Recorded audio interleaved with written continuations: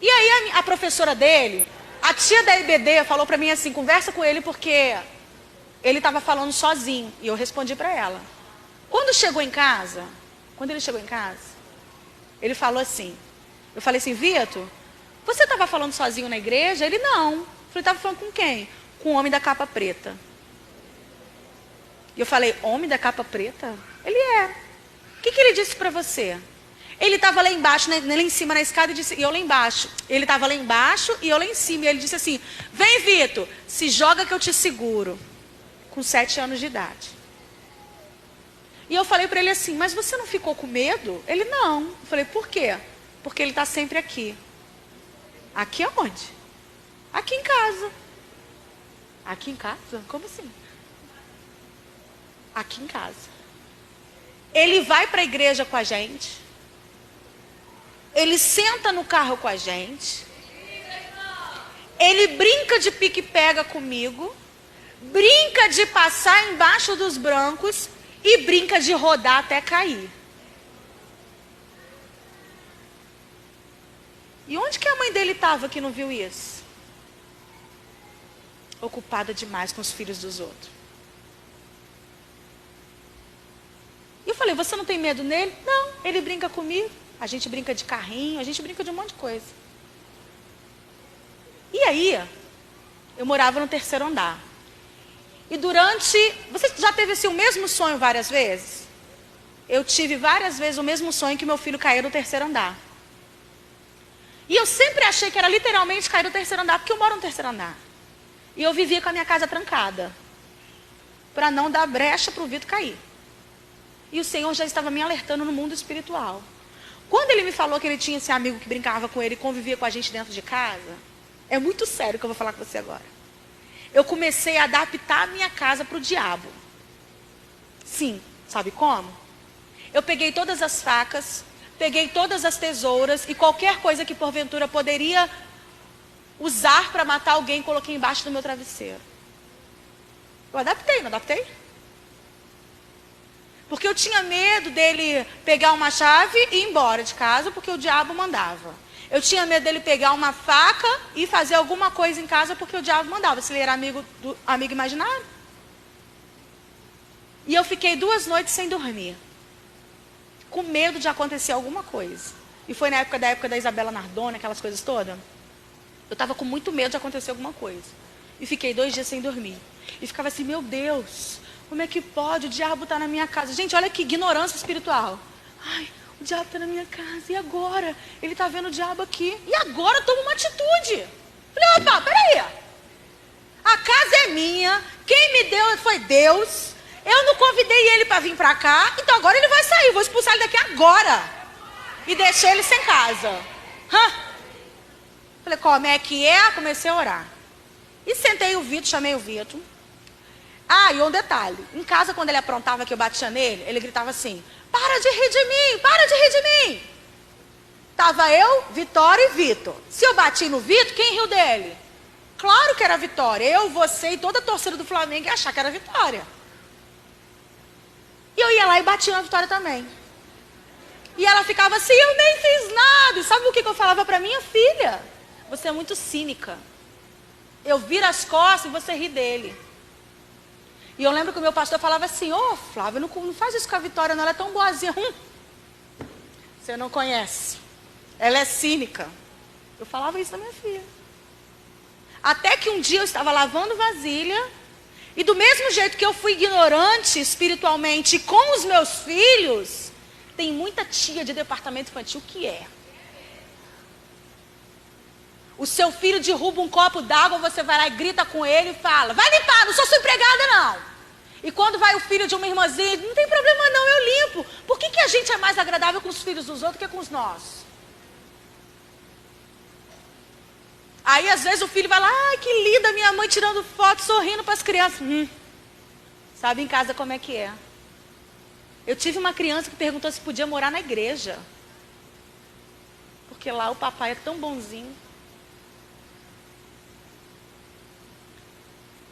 E aí eu estava lavando vasilha, Vitória fazendo dever do meu lado, na mesa.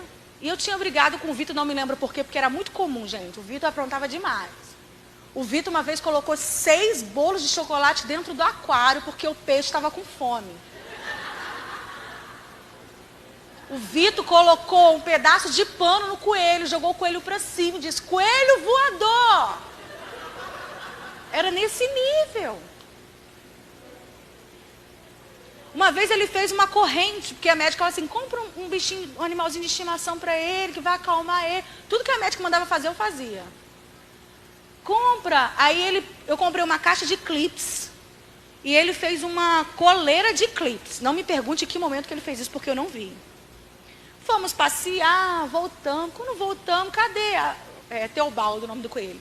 Cadê o Teobaldo? Pega o Teobaldo. Quando ele pegou o Teobaldo com os 2 olhos para fora. Igual de desenho animado. Eu nunca vi aquilo na minha vida. Com os 2 desenhos para fora. Aí ele falou assim: mãe, eu acho que o Teobaldo está passando mal. Quando eu olhei o Teobaldo com os olhos para fora, eu falei: ai meu Deus, ai meu coelho está morrendo, o coelho está morrendo. Toma, joguei pro meu marido, toma, salva o coelho. Quando a gente olhou, ele fez uma corrente de clipes com o coelho. Aí o coelho tentou pegar a corrente. E aí ficou com a boca aberta. Com a corrente aqui. Automaticamente não conseguiu respirar. O que aconteceu com os olhinhos dele? E aí o Vitor, quando eu sentei com ele em casa, que eu falei com ele assim: meu filho, presta atenção, o diabo ele não é amigo de ninguém. Eu sentei ele na minha frente. Eu lembro que ele estava no sofá e eu no banquinho. E eu falei para ele assim: presta atenção. Primeiro eu fiz a oração lá em casa, né? E falei com ele assim: o diabo não é amigo de ninguém. Ele: eu sei, mãe. Só que ele falava eu sei, eu estava de frente para ele. Em vez dele olhar no meu olho, ele olhava para cá. Como se tivesse alguém aqui atrás de mim. Aí o meu filho: presta atenção, o diabo não é amigo de ninguém. O Jesus é nosso amigo. Ele: eu sei, mãe. Eu olhava para cá. E na hora o Senhor me deu uma sabedoria que eu falei para ele assim: escuta aqui. Se ele estiver dizendo para você que eu estou mentindo, eu estou te ensinando o que está na Bíblia.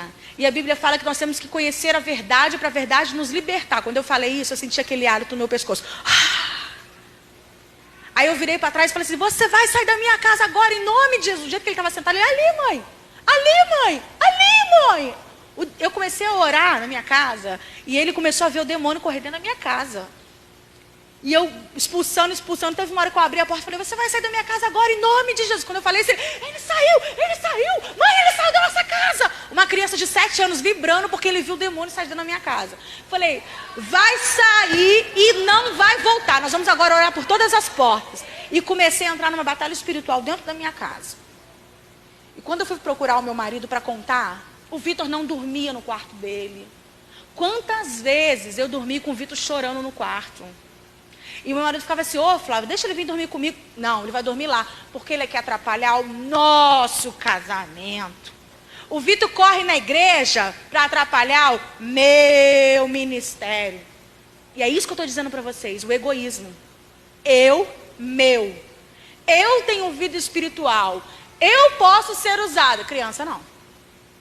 E eu trabalhava muito tempo no Ministério Infantil.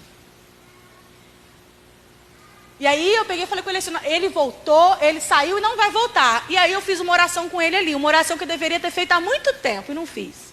Eu convidei Jesus para morar na minha casa. E como eles eram muito pequenos, eu tratei Jesus como se fosse o morador da casa. Eu arrumava a mesa de comida para a gente almoçar, jantar. Eu colocava um prato a mais. Ali era o lugar de Jesus. A gente ia para o carro para ir para a igreja, eu levava uma almofadinha embaixo do braço. Para que essa almofada? Para Jesus sentar. E eu entrava no carro, colocava a almofada no meio.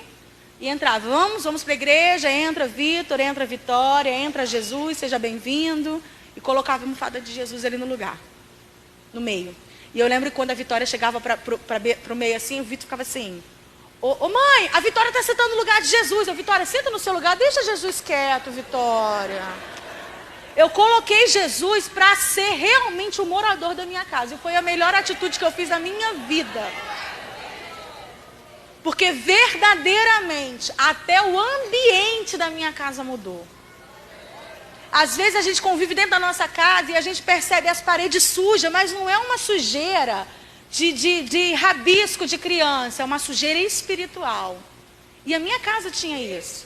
Sabe aquela casa que você limpa, faxina e você não vê beleza na casa, você não vê limpeza na casa? A minha casa era assim.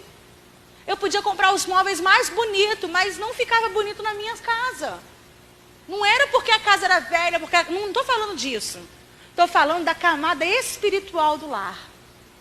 E aí nós temos que cantar todos os dias na nossa casa. Faça do meu lar, Senhor, um lugar de harmonia. E trazer a nossa casa como um altar de adoração, como um pedacinho do céu. Mas isso o anjo não faz por nós. Somente nós que temos que tomar essa atitude para ser feito.